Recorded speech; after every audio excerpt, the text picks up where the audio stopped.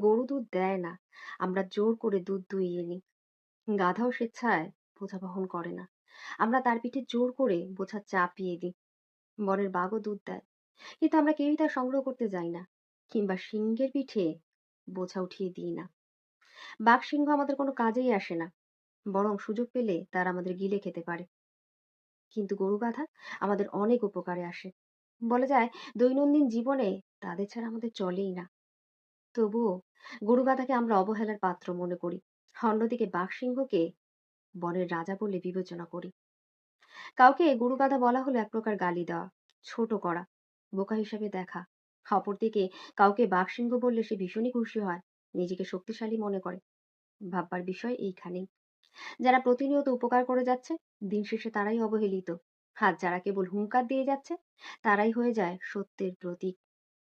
তাই বারবার কারো উপকার করার পরও যখন আপনি দেখবেন আপনাকে অবহেলা করা হচ্ছে, আপনাকে ছোট করে দেখা হচ্ছে, তখন সেই জায়গা থেকে প্রস্থান করুন।